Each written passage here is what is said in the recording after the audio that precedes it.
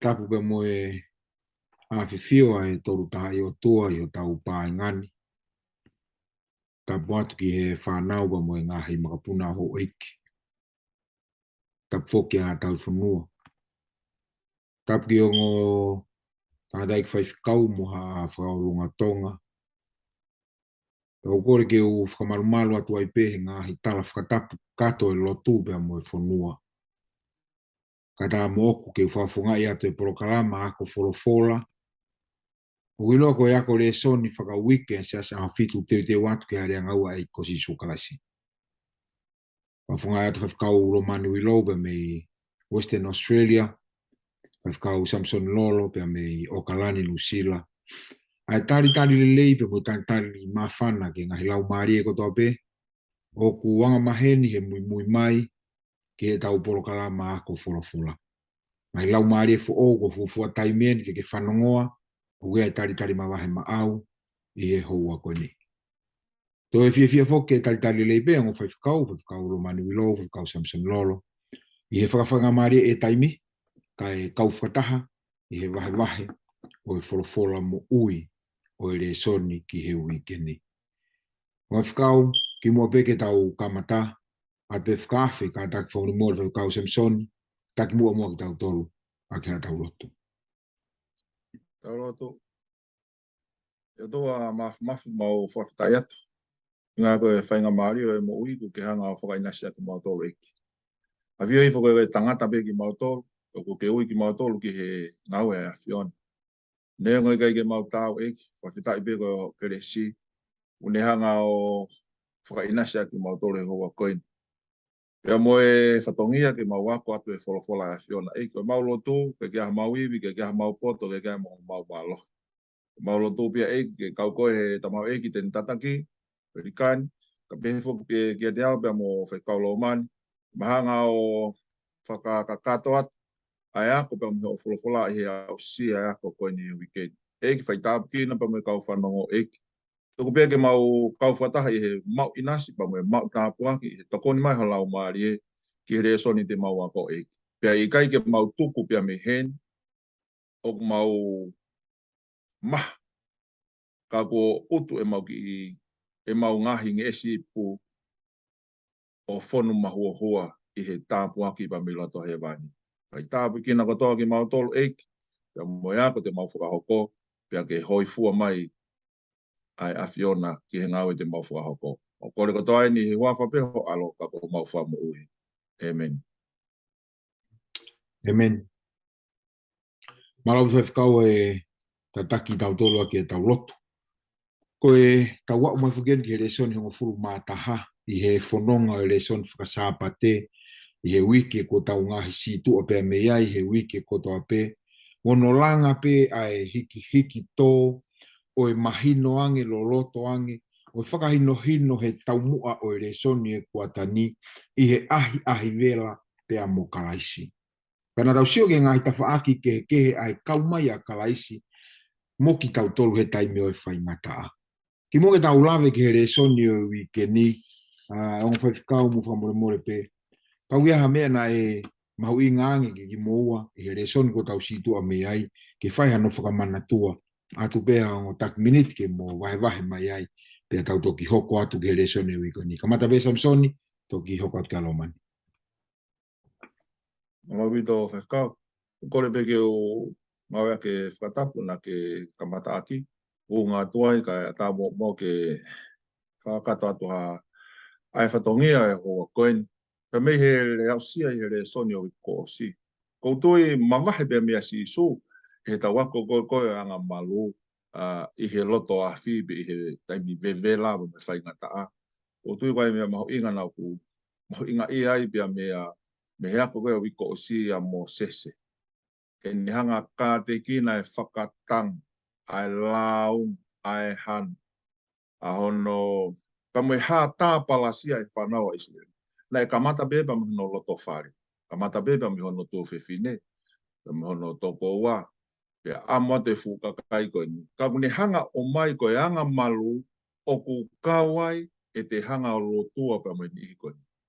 Tōko lotu huwhia ki nau tōru.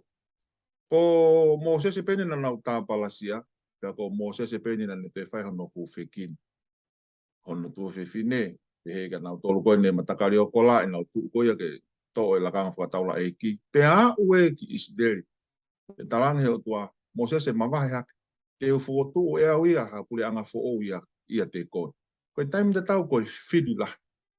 Tō le rei mai a ka pau ai mai ki a kita. Atua ki a Moses se, tange Moses. Au ki ha to unga,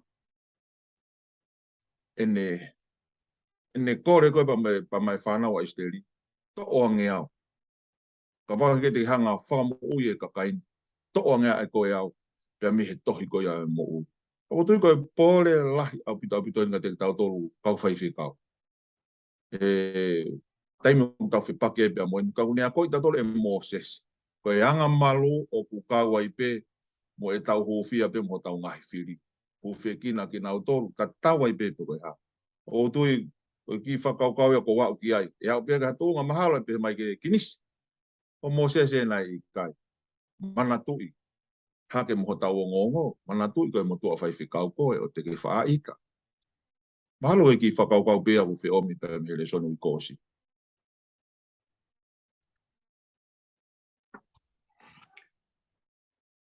Ko fi whakamarumaru an pe he whakatapu ko whai ka e ata ke whakahoko e ai whatongia e whiawhini. Ko fi hoko an pe he mea na e lawe ki ai a whaiwhikau Samisoni Lolo.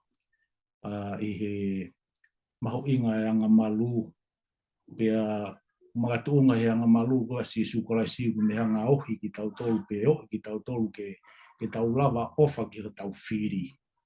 Pea mi he ofa ke tau whiriga pa te tau wakai ki ai I he from a historical context koe ilo koe a kakai siu koe ofa koe se akare koe ofa na e uruaki ofa ke o tua ono ua ofa pe ke o kaunga api kai ke kau ai e whiri ia.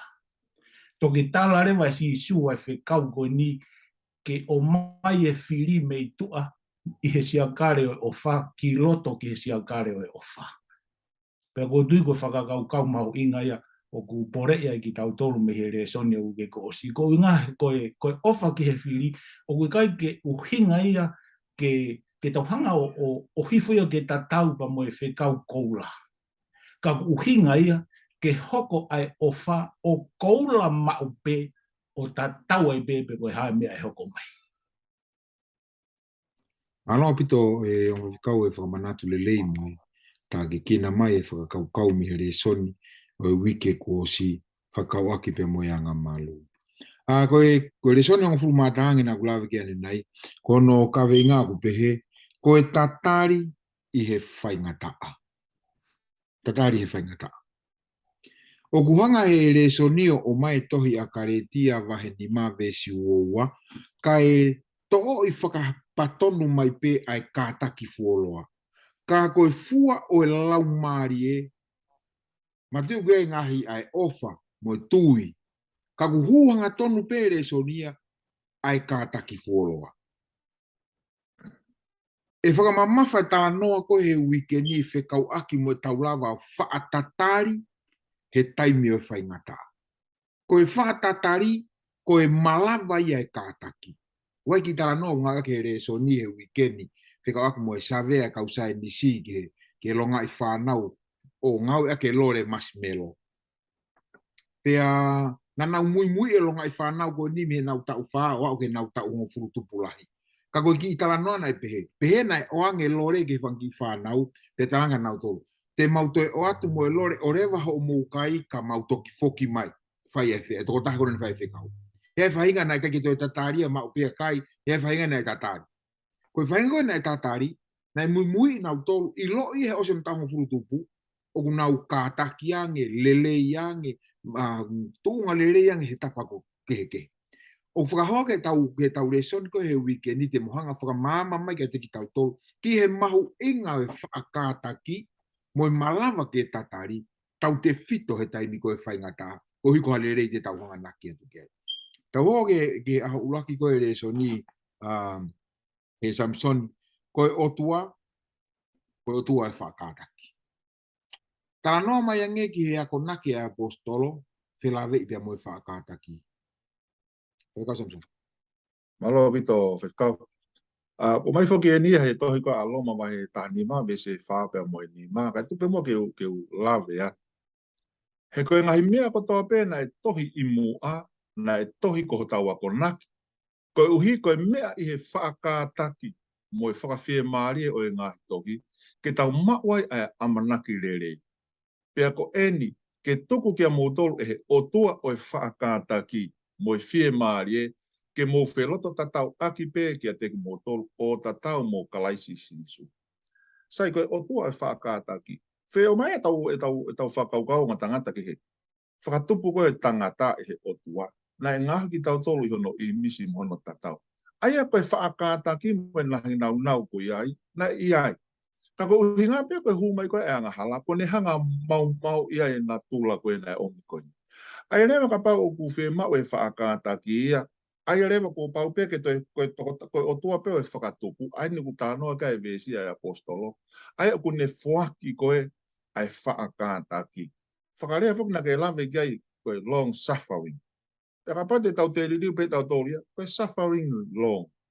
Te o mai e, aia pe koe mamahi wholoa, he no whakarea pe koe he sāmi tolu fitu, ve se fitu. O ku whakauhinga pe he koe whuirea koe ni koe, te, ngā lulu, pe koe mamahi lahi. O koe ke tau whie mau ia ki tau tō. He ko tau tōru ia, tau whie mau pe tau tōru hamea, he taimini. Koe tatari ko tau palopare mai. Koe ke tau lava tau tōlo wha tatari. Tuku ke ka pa koe mea tau amanaki ki ai. Ka koe uhinga koe ke wha mau e mea ko tau amanaki ai. Ka koe uhinga koe ke tau wha alawai o tatari ki ai. Sai, o whe tau mai be whakaukau koe nipa me po tu tohi koe na toki hanga ko o lau atu. E ako naki e apostolo. Ulak, o ku mui mai whaakātaki ia. O ku laki lau mai koe ngahi mea ko toa pēna e tohi i mua. I he wholofola ai talanua ko toa pē ko ho tau ako naki. Whamiri, he kai te uilo e whaakātaki ka orewa ko uilo o tua pe te uilo o tua, te uilo i he alau e ne wholofola. Pea koe ngahi mea ko toa pēna e tohi. Na e tohi ako tau ako naki. Ko uhi koe mea i he whaakātaki pa me whakawhie maari e. Ka paurema o ko kai ke whakamau mo i kai mau e whaakātaki. Suffering long, long suffering. He kon tamai koe tataria koe o tuau ne ma. Pea tene hanga whoaki mai. Ai rewa koe mea i nea whe ma uia. O kai ke mateu te wau, ke whalala kakato ki he o tua. Pea ne palani. Ke ne hanga whoaki mai ka te au. Aia koe taimea o tua tene toki hanga o mai. Ko hanga wha airema o ko tae whalala, o ko hanga whakawhihu ia ai taimi koe o tua. Time frame o tua. O i kai whakatatau ia kia te au. Ko tui koe whakakaukau ne o mai ka te tau. Ka baurema o tau masivai. Ko le soni e. Ko e wholofola whamiri. Ko e mea ko tō pēna e tohi ko tau ako naki. O ki ai e whakataki, o kai whakawhie maari e. E ma uia me he o tua koe ni koe o e wholofola. Koe whaakātaki e mau ia. Pea o ku mahu inga ke tau ki i lau e tau wholofola. Te tau kātaki, he koe ngahi talanoa ko toa koe ia, na e tohia ko inga ka tau tolu ke tau mai e whaakātaki. Ko tui koe ki whakaukau pia ko mai, me hea ko naki koe ne apostolo, e tohi koe na loma. Malo o koe whakau. Koe taimi lahi whoki, mahalo ko tau whahinga na tula pē, quick fix. Ke tātu usi pē ke whaimolama. Ka kohono komunio ngahi lelei o e lelei ange e mauia he whaatatari, whaakātaki, whakamau o lava rewa o tolonga ai mea kou te amanaki hei. Pawhikau Lomani, ko hiko tau natula ko ia, ko e hānai e uhinga o ku si ai e tau kātaki, pia ko hae whounga te tau malawa i o tatari, pe whaakātaki ki he taimia e eiki.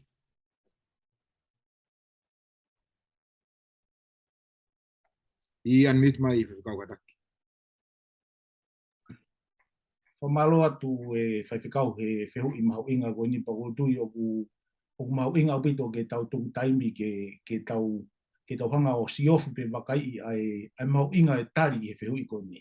E ku tamaki tau tolu he to hei koe ngai sa me, ke tau whaata tari ki he o tua, pe tau loto toa, pe oa na vai ho tau loto, pe tamaki tau to hei koe sama to fitu ve switu, tamai ke be still before the Lord. Ko tui koe taha ine tari mau inga. E koe taimi koe ku tau hawa e koe pe tau tuku taimi be still ko hunga kaito iai ha mea ke ne hanga o hoha asia kita. Kai tuku taha e te tokanga ki o tua, o ku te hanga lewa o foaki ai fo space ma wahe ki he o tua ke lava ke ne folofola mai ka tauto. Lava lewa ke ne folofola mai ka tauto. Pea te ne hanga lewa o omi ai whakakouna i loto e te tauto ke tau mau e whakataki. Pea ku mau e whakataki ko ia kalaisi pe. Lawe ki ai ai whaiwhikau son Lolo nei. Ko ia koe whakatupu. Pe tala mai si isu e sion vai taha ni mapa moe vesi hono ni ma. Ko au koe vaine, ko kumautolo e ngahi wā. Ko ia ku ia te au pea iau, pea iau ia te ia, tene fua ia o lahi au pito. Ka pau hei kai ke nofo e tau mo uia si isu, pea nofo a si isu ia te tau tolu, e kai ke tau mao e tau tolu e whakataki. Pea mahu inga ke tau whakatonga, is not a one way, it's a two-way relationship. Ke tau nofo ia si isu, pea nofo ia si isu ia tau tolu. E ka pate tau nofo tau tolu ia si isu, o ku malawa pe ke tau nofo tau tolu ka si isu, a ke tau opo maulotu, kau kai ke loto a si isu ia. O ku mahu inga ia ke tau nofo ia si isu, pea tau whakapapau, o ku toi nofo mo si isu ia tau tolu. Pea ta mai rewa e si isu, te ke fua rewa o lahe, puha rewa e fua koia, ko tui koe fua na ke lawe kea kare e tia wahe nima vesi wahua pa mui wa tolu koe. Pea toi pehe mai pea si isu he konga whakamui mui koe vesi, ko tui ko ne toki taa ia e si isu he hamala he ulu e foi whao. He kake mawai mo au, kai te ke lawa ha mea. Uhinga rewa si, kake mawai mo au, kai te ke lawa e koe whakataki. Amen. He kai te ke ofa koe. He kai te ke mau koe hoku ulunganga. Pea ka pau rewa tau whi mau e ulunganga o si isu kalaisi. Whi mau e ke tau nofu asi. Pea ta mai rewa e apostolo ko Paula ia Loma pai nima vestolu ke nima. Ke e lava rewa ke tau fia i he uohuhonga o whainga taha. O sta si isu e si pinga lave ke a whakau son Lola nei. Pea ko tui koe whau ngā peta koe tau mui e si pinga ko ta si isu. Malo bito o ngwe kau e ai whakamama he whakakau goi ai. O kumo hanga whako tuu e malawa e whaakataki, e malawa e whaatatari, ka pau te ke ilo, maheni, ofa, he toko taha koe, o ku o ona koe mea whake e whaakataki. Tu a meri e rewa ki ai, pe te lava rewa hanga me lau kai Samisoni, te lava rewa o kātaki e mahi fuoloa. Tolonga ngia e te whaatatari. Samisoni, ena e ki lawe peke ai, whakau Lomani, ka mahu inga au pito e Samisoni ke tala noa mai ange ki he taimi ai o tua pe mohono natula. Malo au pito. Koe o tua ku upai ne time frame. Pea ku ngāu e pe o tua ai au whakatatau ki ne time ya ana. Pea koe time koe o tua koe ke hamea koe tō mui. O koe ke hamea koe tō mu. Koe time koe o tua ia te ia pe o ku pefe.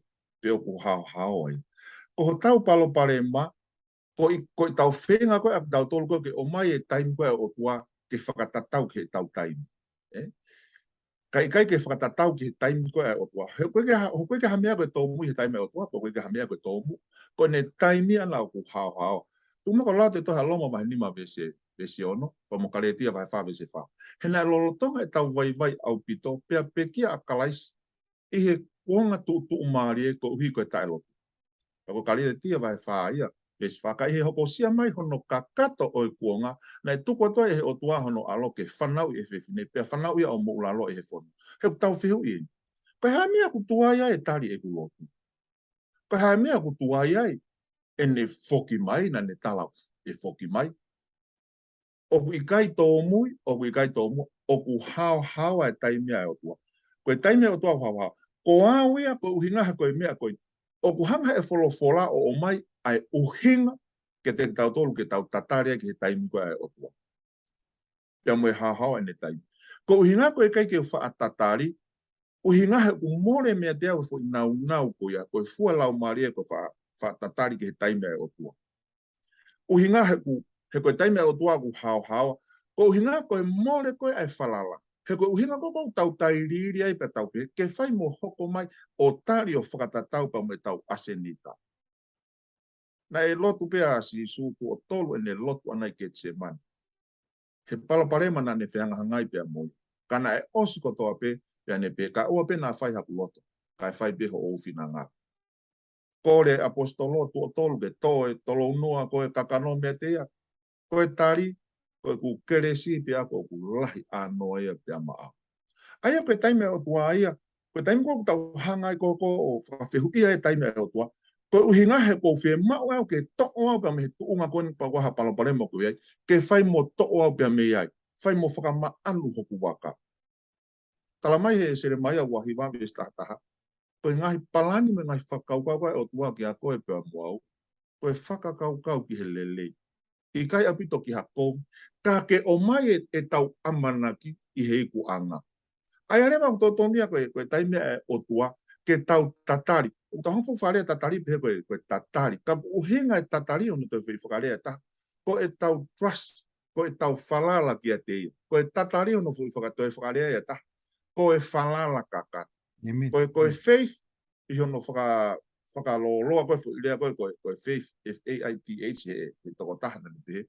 Ko e forsake all I, take him. Aia koe tatari, tatau ai pe koe ha, ki he taimi koe ai o tua. O whakatatau pa mono whinangalo, koe ku hao ai taimi o tua. Ko au ia, ko taimi ku hinga he ko hanga whe mau, ke o mai taimi o tua ke whakalere ake o ki whakaukau. Mahalo koe ki whakaukau pe ko whe o mei pa me taimi o tua. Wa vovo pito e kau e whakatala noa mai ki he tā ke kina taimi o tua pe mono natula. O kai ke tō mui, o kai ke tō mua, o ku hao. Whikau Lomani. Koe fui kaweinga pea on its own ai wike fitu noa ki kite koe te hea taniela. Ka ko ulawe i pe, e lava pe, ke whai mai ki tala noa, no pe whikau ak mo wike fitu noa ki kite te hea taniela, pea mo hono whelawe i mo taimi ai o tua. Ke tokoni ke tāki kina tau de soni koe au. Alopi. An miuti pe whikau kataki. Alo wik whawhikau koutui koe talanua koe tuha tāni e la wahe hiwa. Koe talanua ia koe aahi tu o ua mai pe koe visit second time a angelo koe ako ke pale riki a tāni e la. I he wahe hono walu talanua ia ki he ram pe moe he goat. Pea talanua au ki he honi e whāpe, koe mea tui e whāpe, a tupu hake me he mea tui e taha, me he taha, o ngai mea tui e whā koe ni. Pea whakawhihui ai e tāni ela, ene confused pe koe hae uhinga, o e visone nane mea ta ia, pea lotu rewa tāni ela. Pea haa koe ne angelo, i hene ahi toa mega tāni ela, nane talanga tāni ela, kua ongo ki he langi ho lotu. Pea koe ku haa koe ni ke whakamatala ka te koe uhinga, o visone na ke mamata ki ai. Pe talangi rewa he angelo ki a tāniela. Koe ni, koe wike fitu noa. Pau mau, koe mea pango pe koe tau taimi, ka koe wike fitu noa koe ni, koe konga ia, koe aho koe pe koe tau e wafe tolungi au koe koe kikite. Pea koe wike fitu noa koe ni, koe konga ki mu. Pea ku tala koe whawhilawe i mo e tau kawenga koe ke aho ni, ai taimi o tua. Nā taonga he o tua ke paleri ki a tāniela. Mei he kamata ai wike fitu noa koe ni mi he taimi koe e omi ai ai tutu uni pe koe whekau ke toe langa ai pure anga ko Jerusalema. O au ki he taimi hono aloi o hoko mai ai hono tutuki o Misaia. Kono whamatala pe koe ke mahino. Pea tala maira ke tau tolu i he historia whakawhehoa naki pa moe lau e wholofola, na e whakahoko i he taime e o tua ai ki kite koe ni. Tamaki tau tolu he taimi koe na e tui ai Sailosi, koe tui o Pesia, nane foaki ai, whai ai ai tohi whakangofua ke toe langa Jerusalema. Pena e to tolu hono whakaata mono whai e tohi ke toe langa Jerusalema. O kai e tohi koe a e sela. Peka pau koe hatau tai, koe tohi a sela koe ki tohi no. Te lau pe te mau mea i me vahe tolu, vahe wha, vahe fitu, i he e sela vahe uruaki, vesi wake wha taimea na e tutu nea e Sairos koe ke toe langa Jerusalema. Toe whai e tutu nta tau pe, e talaiasi, e taimina ne hoko mai ki hono ki taloni, i he nima taha hiwa BC. Tutu ni koe a Sairosi, i he nima tolu ono BC. Pea o kuharewa i he rekoti o historia, na e toi pe moi folofola, e na whenā pasi, e na hanga whakahama ki tau tolu, ai hawa o mooni o folofola. Te whai e King a Texas, i he whāni mawhitu PC, ai toi tūtuunda tau pe, ia e sela vai ono vestaha ke langa Jerusalema. Pana mai ki tau tolu, i he whāni mawhitu, koe taimia na kamatai hono toe langa Jerusalema. Pea lau me iai he koe lau ia koe ke paleri koe kia Daniela. Me he taimi e whakauka e tutuuni ke langa Jerusalema, ke he taimi e anointi ai Misaia. Koe anointi o kuhinga ia ki honohanga koe o tua o pani ai Misaia ke whakahoko hono whatongia koe na uhinga e ne ha ere pe koe ne hifo mai pe mielangi. Pea na whakahoko e taimi koe na baptaiso a Sisu. Whafuafua ke he 80 wafitu. Pe te tau laurewa pe me he whāni mawhitu ki he 80 wafitu koe tauia e whāngia o tolu balu. Koe kakato ia o i wike fitu noa. Fitu noa liunga fitu. Aho fitu he wike. Pea o kunihanga rewa whakaata maki tau tolu i hanga e wholofola o he historia o toi whakaata maki tau tolu ai mooni o i kikite a wholofola. Pea ku mahino maki tau tolu o ku kai ke whaaliriwa e o tua. O ku ne whaito tonu maupe, pea ku ne taimi pe hange koe na lau kei a whaiwhikau samilora nunai, ko ne hokoia. Kai te ai hatahete ne lau aliriwa. Pea koe taimi o tua, o ku tonu maupe, o kai ke tō mui, o ku kai ke tō mua, o ku hoko pia he taimi ko ku ne whinangaro koe ke hokoai. Mea pāma koe tau taimi ka ko hinga koe kikite koe fu mea lahi au pito, ke whaihano pōtala noa. Malo pito e whaiwhikau kou tangutu pe o mawhana he whakakaukau. Ulua ki pe na e whakamatala ma whikau Samisoni o wikai ke tō mui pe tō mua ai taimi ai otua. O hahawa pe taimi ai otua. Pea ko ke whakamooni mai whikau Lomani ai kamata anga e wike fitu noa ki hono ngata anga. Precisely mei he wholofola o whakatatau mo tuku au e historia. E he whakakaukau, ka pau ko hoko ia totonu he taimi ai otua. Man, I'm scared. He koe taimi ai otua utara mai. Te uto e foki mai.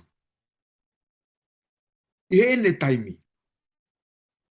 Tanoa te mati wai ua wha, he ngai whakailonga. I he ene taimi. Amen. Pero hui u hao e taimi ai otua.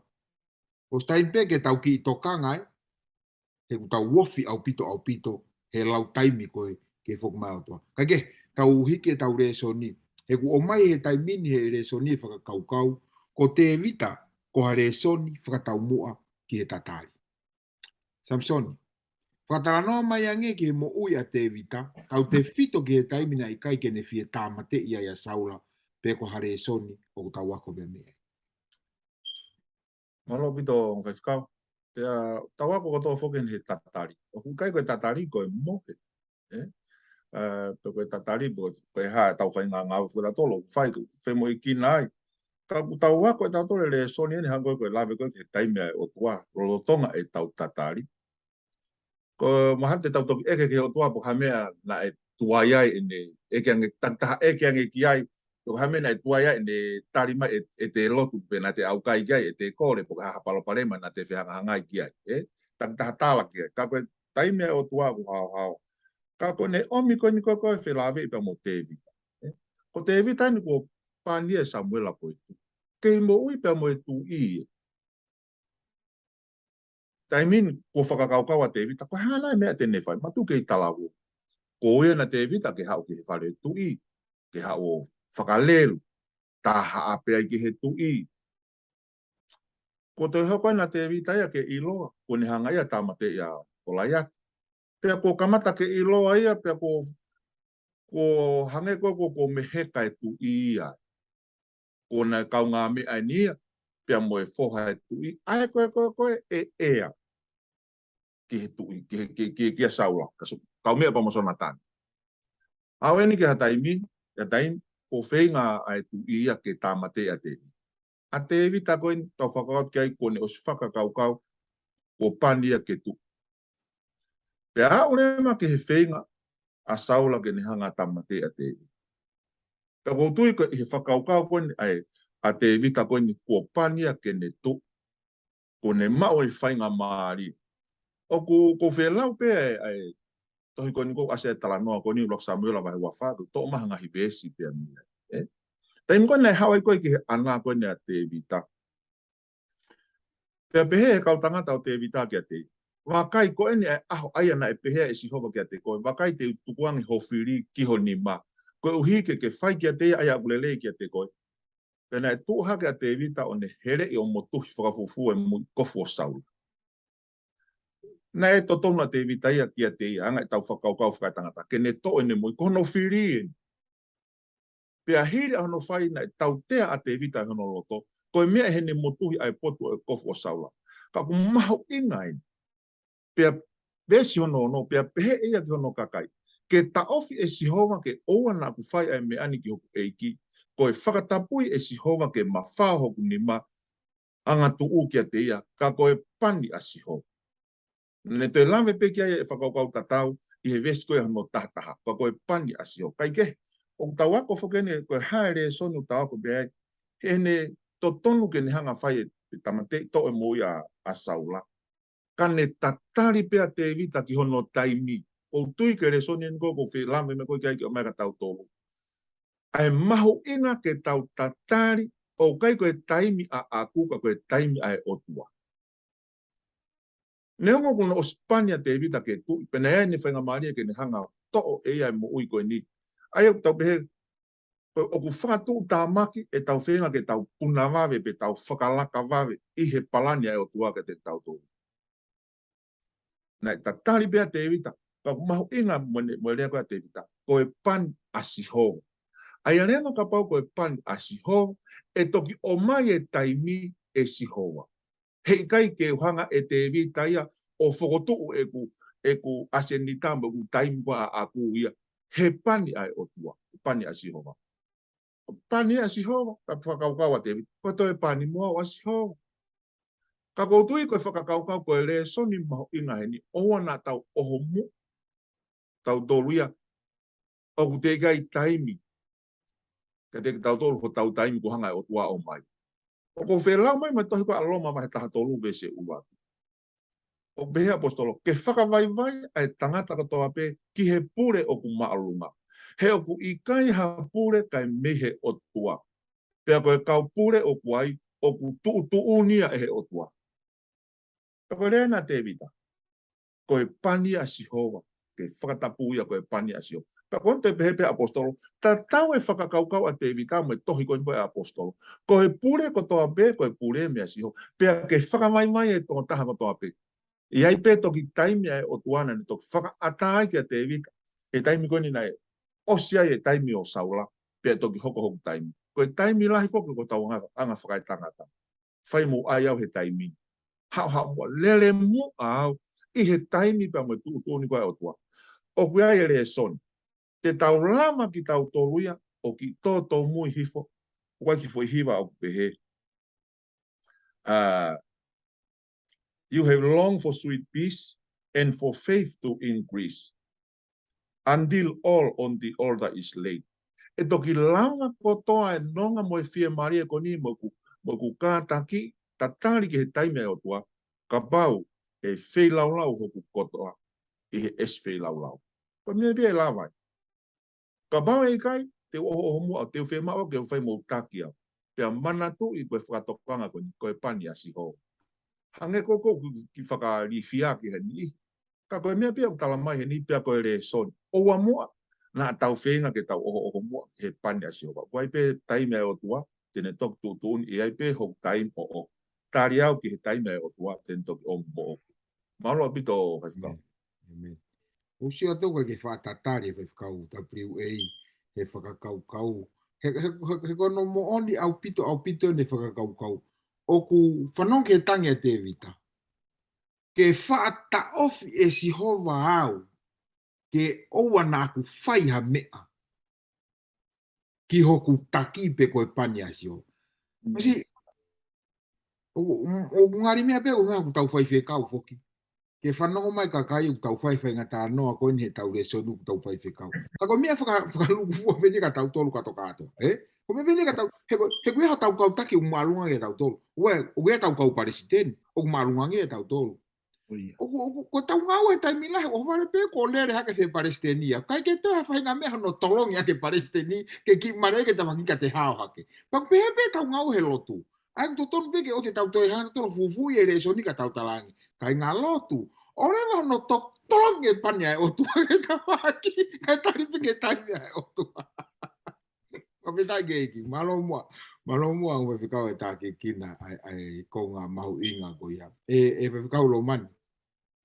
Koe hana e resoni e ako e saula he taimi na I kai ke tamate ia e te evita.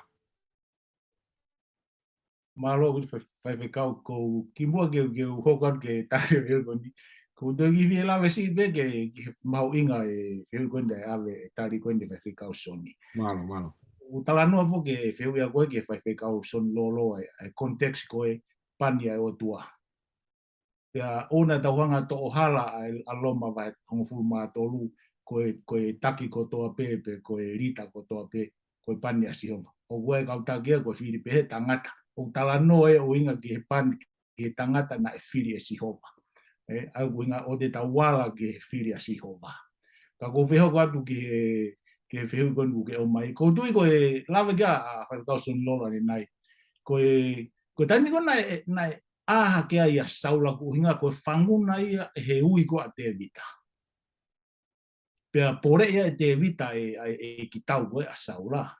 Pea ne toi hanga o whongi a saula ku hi koe kapa kohono kofu ke wakai ki ai o ku puria pea mo ene sia koe o aia ene inu.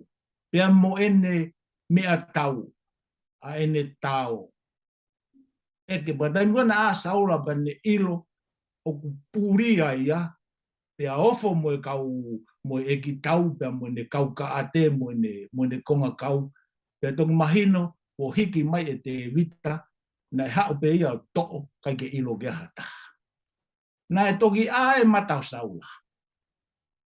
A e matau saula pea ne whaire vai rea koe ni. Ko whai anga hala. Ko whai anga hala. Foki mai e hoku whoka te vita. Ko uhi he kai te utoe whekumi ke whaiha mea ke whai ngata i ai. Ko hinga he ko eku mo'ui oku praises in your eyes. Uinga ina saula ki he fofonga o te vita. He koe praises koe a saula koe ki fofonga o te vita na lawi ke koe whai pekau soni Lolo. Kono uinga ina i kai ke to'o ai e te vita ai mo'ui a saula. Pero behere vai saula. Behold, I have acted foolishly.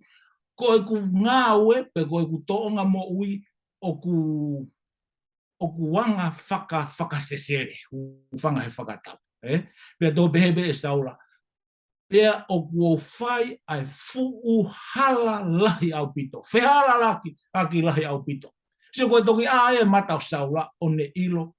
Ko tuina ngāwe lau maari he taimu koe a saula. Mea bango pete tau te la tau tau noana ke whekumpea saula ke hoko ato no whakaponga te vita. Ka koe taimi koe ni ko tuina ngā ue lau maari e saula. Ke ne i loi o ku hala e ne mea whai. Pau koe ke hala pe ka koe ang hala. Koe ai na e vete e saula a e ne ang hala. Ka i ngata pe he ne vete. Kana ne hanga whai tāpue kina te vita.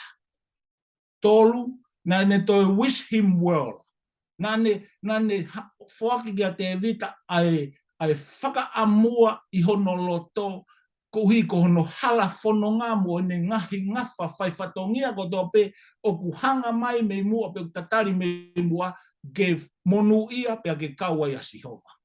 Ko tui ko vesi wani mā ku ne hanga toi whakamamawhai mai ai whakaukau ko ia. Ka kia te au ko whakaukau mahu ingai ke tau wako pia mea. Ko sanga whakau Samisoni Lolo o to'o mai mamafa pa mo mahu inga pani ko a Sihova. Pea neongo pe ko hai. Ta tau pe ko hai. Pe ko pani kita a Sihova pe ikai ka ku mahu inga, ka ku tau iloi o ku iai hatau tonga mo ui o whihalaki. O whi mau ke tau vete. Mau ke tau confess. Pe ona ngata pe ai, tau hanga o whai tāpue kina. Tau hanga o lotua, ako tau ake ale soni ukosi. Pe masi isu, o whaki ho whili, whai le reika te kinau tolu, tāpue kina ki nau tolu. Tau hanga o tāpue kina ki nau tolu. Ake tau lotua, pe kai ngata pehe tau tāpue kina ki nau tolu. Tau whaka amua le rei taha pe amoe tāpua ki a Sihova, ke whaka inasi a ki nau tolu hui koe toenga hala whanonga o ku nau whanonga. E koe taimu ko ku te ilo iai o ku te whihalaki pia te whaikovi ki he taha o ku maho inga ke te vete. Pia ku tā mai pe wholofola ke tau vete e tau ngahi hala ko hui he o ku whai tonu a Sihova ke ne hanga whakamore a ki tau tolu mone fufulu a ki tau tolu ke tau maa mehe ngahi hia ko toa pe. Pia ka pau he kai ke tau vete, he kai ke malawa ke le rei ho tau wā pe mo Sihova.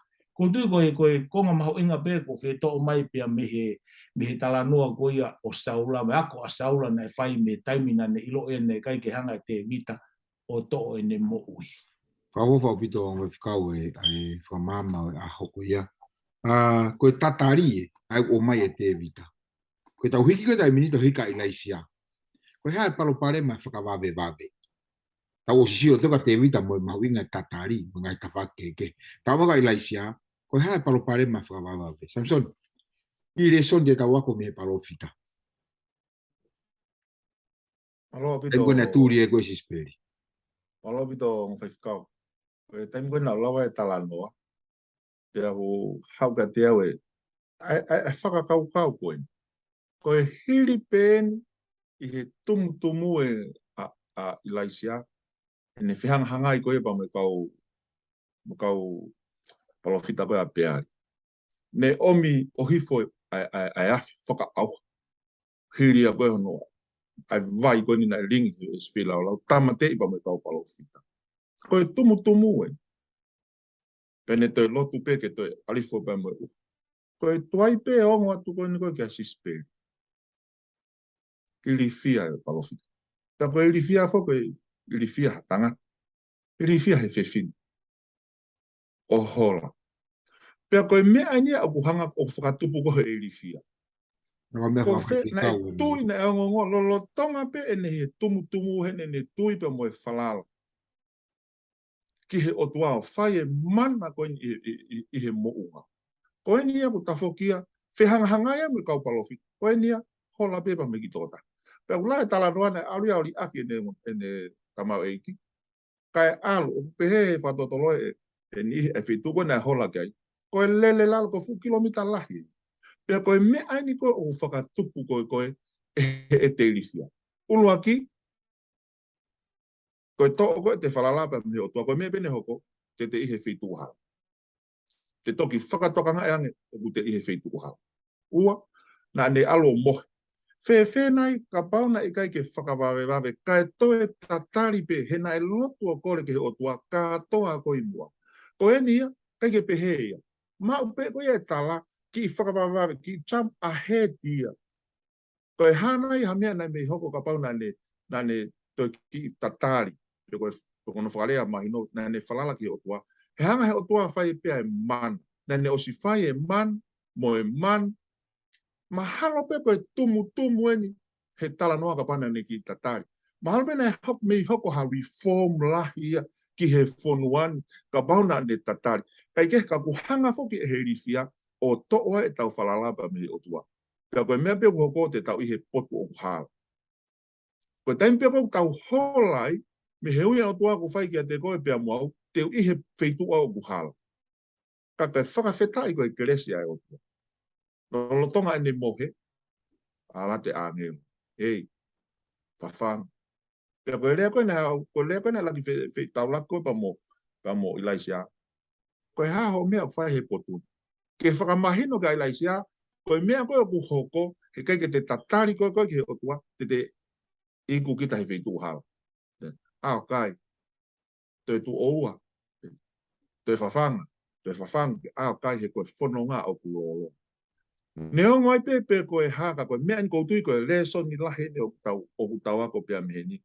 o ku hanga le mai tau ta e tui po tau ve wa o ne fanau e rifia me te tau to pe to o le mai imisia o tua ko tau na tau tui mo falala ki ai pe te tau hola ta to rifia ta tau e pe ko e loi pe ko e lo pe ko e ha ko fe fine na hola e pe me ai i rifia e fe fine to ta ha e fuka o palofita ko ni ko na na fe ngai ko i mo ngaka pe e hola ke fe tu hal na e kai ke ui he o tua te ka ko tui ko me ene o hoko ko he tau rifia more ko toa mission na ia mo me na o ko he o tua ke ko e pe mo o nga ko tau manama si mo tau ai o tua he taim tau kai whaka feta ko cresce ai o tua na ne te hau pe tangata ko ha o me o fai he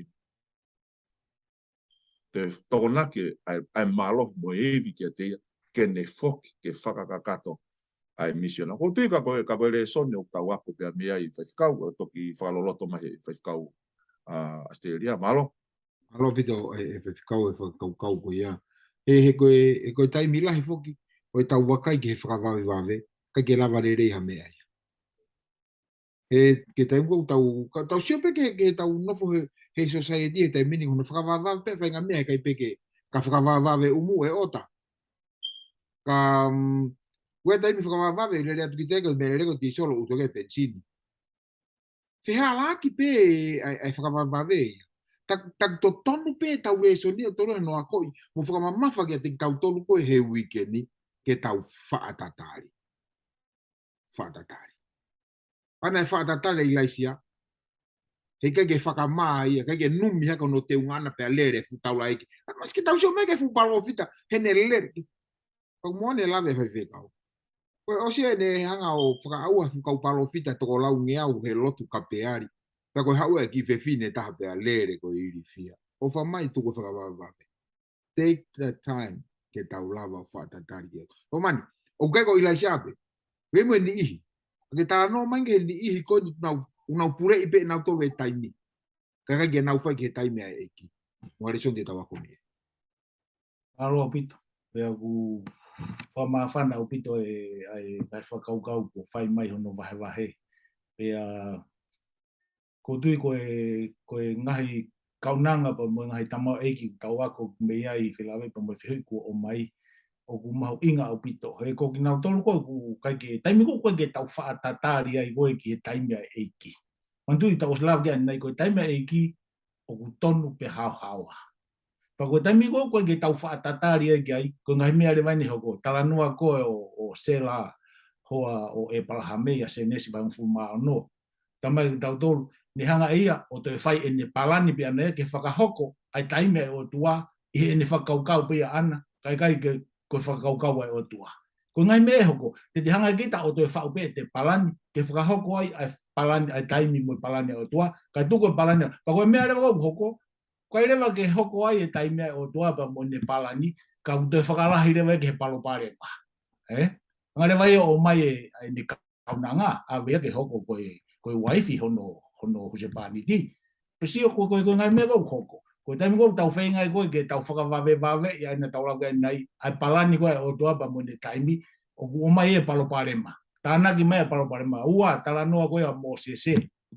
ka paure ka tau whaatatari ke taimi o tua te tau tala ngata arewa ke o tua ku ngai ko ke tau tari tato ke ne taimi pea te o tua ka mo sese folofola ke maka ke me vai te waka pe koe Moses ko nga ko ne tup tamaki he whahanu ka kai mo no toko hapo ake maka. Pea kutui ku tau ngata ale wa tau hitai mo ko ke ta fata tare ua ono tolu ko tau manu lewa.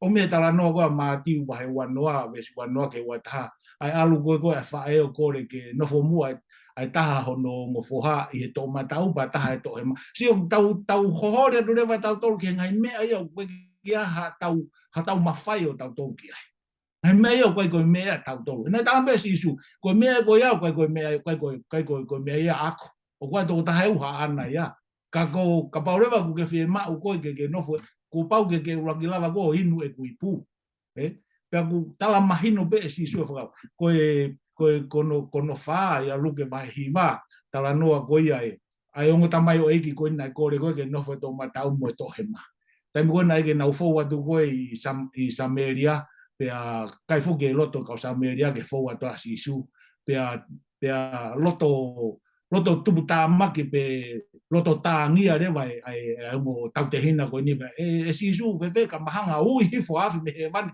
whaka auha ki nau tō. Si o tai mo e tau tatare ki he tai mea o toa, e na bebe si su o ko malawa pe au ke kore ke tamai ke o hifo e ne kau tau ke malu i au. Si o ko ke nau whaatatari to ke tai mi koe o toa. Tau loto tā ngia rewa, pa ko mea rewa e hoko koe tau loto tā ngia, o te ome whakakau tatau pe he tala noa ko ia o Samisoni. Tam ko tau kai ke tau whataria ki he taime a Sihova o tau lo tangia pe taki atu ki he paloparema e to e lahiange. Ko he tala noa ko ia e Saula ko tui ko e tala noa ko whieto me ke whakaosia ki tari ke whiko ni.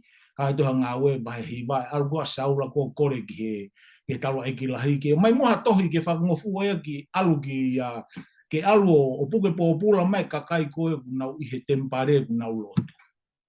Sio ku te whakawhepaki rewa kita ke o tuapea te anga tuu ki he taime. Sio koe ngahi u me aino ku hoko i he taime koe o kui kai ke tau whaatatarea ki o tua. Ka koutui koe uho o e tari ke whiko ni o koutui hanga Isaia wahe whanua ba mo vestongo fulu mataha o ome tari to tonu ke whiko ni. He kupehe foki e Isaia wa whanau vesto. Ko ki nau tolu koe o ku tatari he wait upon the Lord. Shall renew their strength.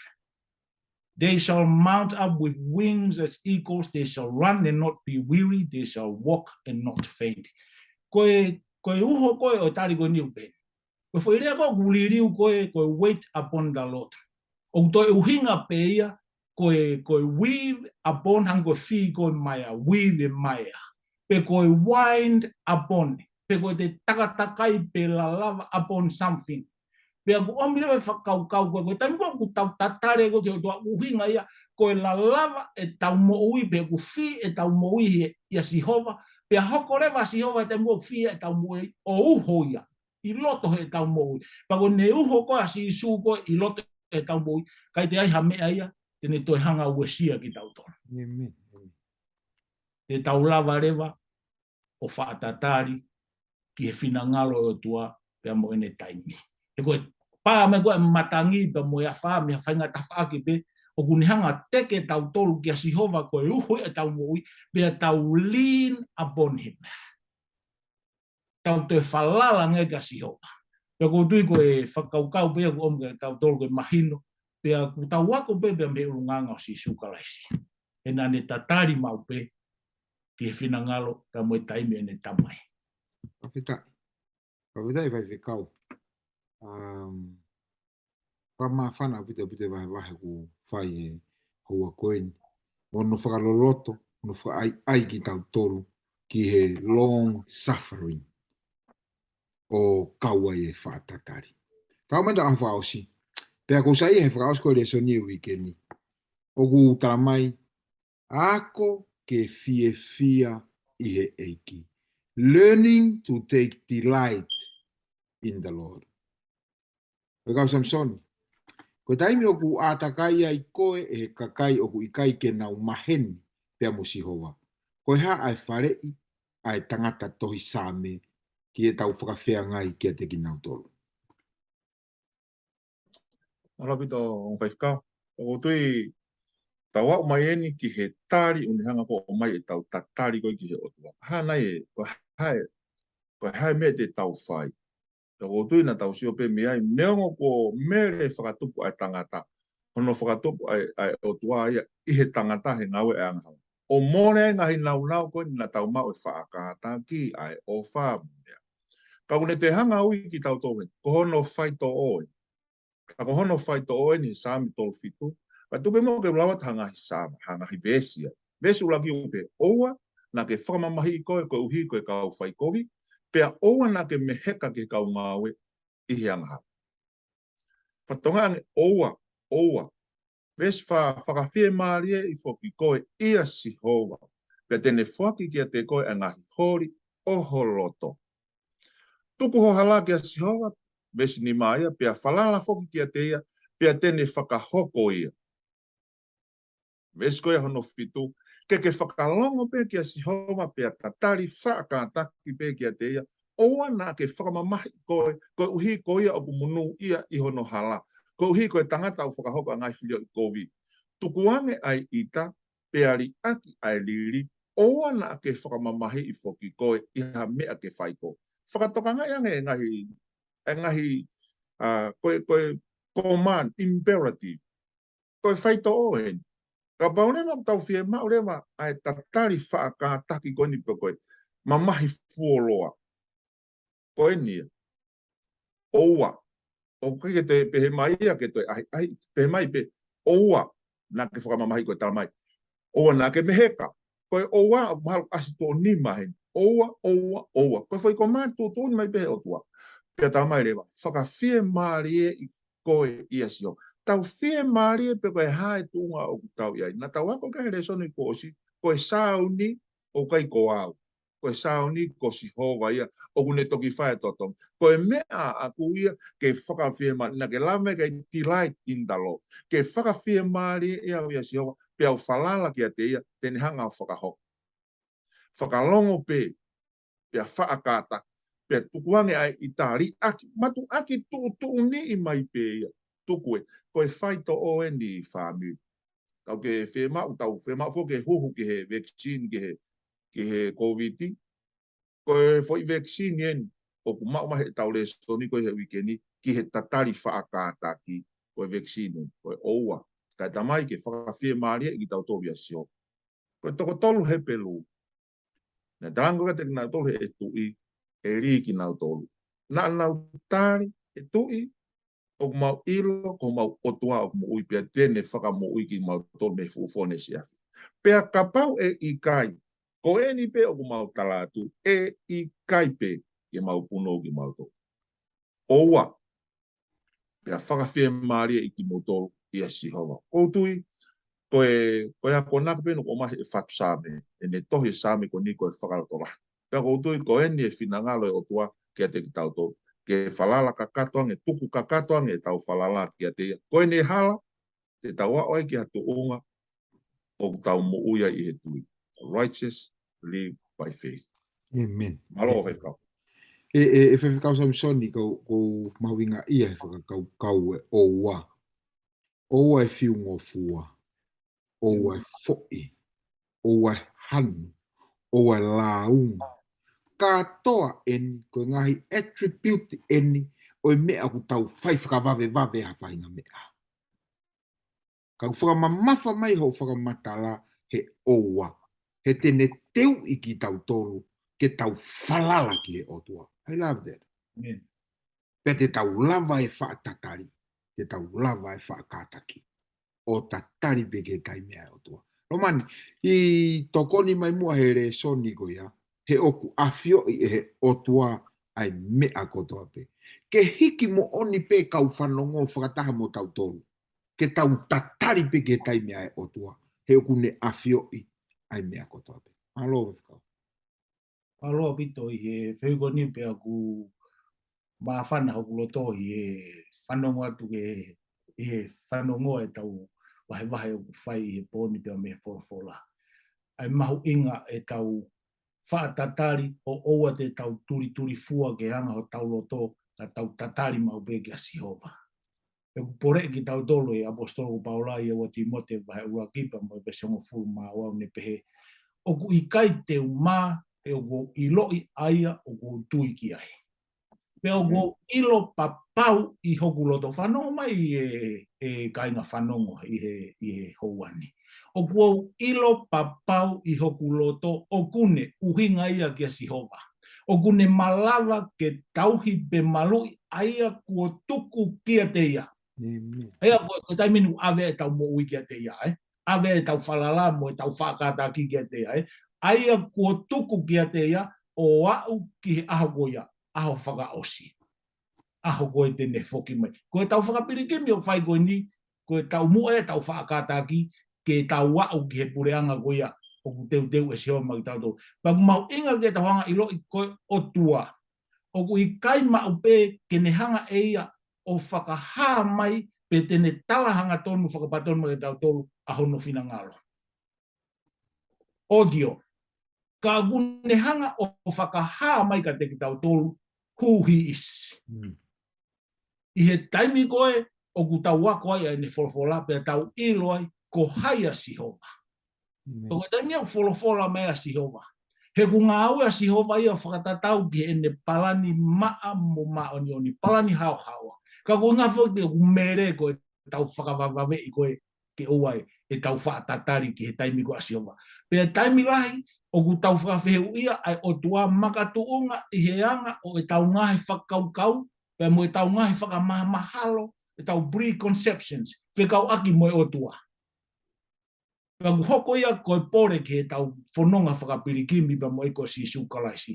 Ka ku mau inga ke mahina ka tau tolo, o ku i kai whakafuo pe conform ma upe e otua ia ahono whina ngalo, ke whakatatau pe mo e anga koe e tau whakamahalo koe tau tolo. Tatau ai pe ku whewhe, hono whakaafu ofa ho whakamahalo whai ke o tua mo whakamahalo o ku i kai ke conform he o tua ia ke whakatatau ke e tau ngahi whakamahalo ko whai ke teia. Ko i o tua ia o ku ao niu, sovereign, pa ku hinga ia ko o tua o ku mawhai ke pure tau ataina. Ko o tua whakatupuia, pa ku mga tuunga ni tau ataina ke pure ka te tau tolu, he o ku haana ki tau tolu. Pea ku mahino mai ki tau tolu e tau wako e re soni o weekend ni. Ko e taimi ai o tua pea mo ne whaunga, ko e le rei taha mau peia. O ku ne ilo a ene mea o ku whai, pea ku pore e rewa ki tau tolu e apostolo ko Pita, ko Paula ia ulak te Salonaika wahi ni maa pea mo e vesi hono uango fulu maa whaako whia whakaosi aki a e whakaukau ki he tari whiuko ni. O pehe e apostolo ko Paula, the one who calls you is faithful and he will do it. Koia koe o kune hanga ui ki tau tolu, o kune whaito tonu, pia tene whakahoko ia. Ai ha, a ene palani, whakatatau ki ene taimi, e koe taimi o tua koe le rei taha peia. Whaftai heki. Koe kakato e tau whanonga mai koe re sone weekend ni. Pea Samisoni whamoremore pe. Pe whai koe whakamaapo no pe ke tau re soni. Pakahiri whakamaapo Lomani te me whai tau lotu ke tau lotu tuku aki. Ka koni osko Samisoni te u whai ki i popo aki whekau ngama mahi ai polo kalama whekau kumoe ongo whamiri pata toki wha oslewa ake alota Lomani. Mahalo Samisoni. Malo pito o kai kau pe fa malo atu he fa koloa o e hoa koen. Ka ko fe fa o se pe ki fa kau koen. O inga ko tau fe mau fok ke tau finangalo o tua ke tau au ki atu onga tau righteously by faith. Mo ui e anga tonu i he tui. Pea kune o mai re vai e fa tata. He ku hanga he tau he fa tatari o ne hanga whanau i whaakātaki. Te au hanga rewa he whaakātaki o whanau i rewa ai amanaki. Mo ne hanga whakatu umau ai. Ai mea koko tau amanaki tau tui koi ki ai. He ku hanga rewa he tau whaatatari o ne hanga ia to'o ai tau whakakau me he ahi vela pe mo i whaingata.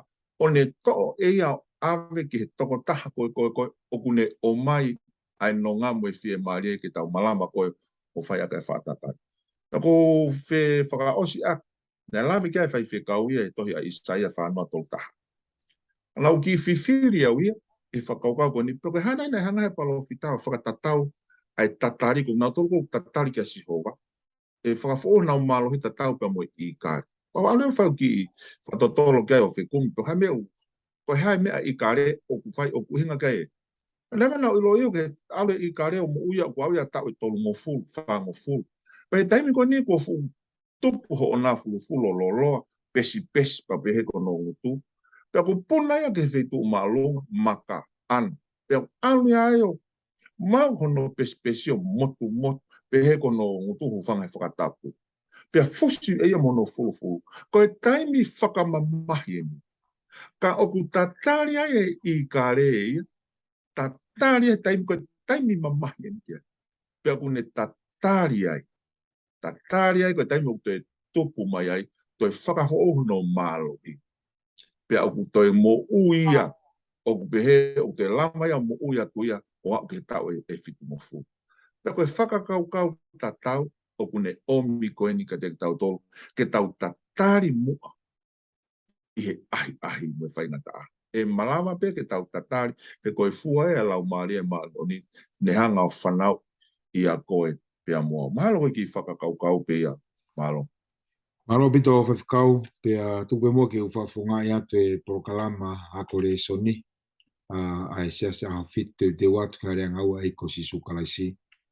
Anu whawhunga ia te tangata eiki Palestinio e Union, Pasifiki, kau maweni, kau whanonga. A e popoak whia kau ngā mama, ki he tangata eiki whawhikau, sione tau whalomu. Ko hui e eiki, ka maha no family. Pea ko uhinga e kore whawhikau Lomani, ke mana tu I atu a whawhikau ai family, whawhikau sun tau whalomu, I he lotu ke ome o tua ainonga. Kai ke ngā tai, kai be family e tangata ik whawhikau Malolo, Makistonga, mo Tapenisi, pe ke uitou a tema, I he si whakamasiwa ko hoko o nau family. O ku maupopo aki whekau ngā mamahi atu ke te ki motolu, pea koe lotu ia, ke omi e otua aino ngā pia mo e maari.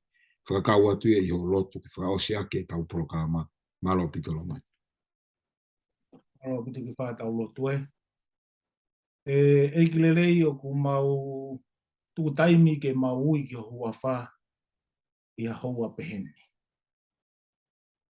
Pea ku mau ui pia mo e loto whawhetai, loto honga ia ko hiko e tuku taimi mai ke mau wako ho folfola.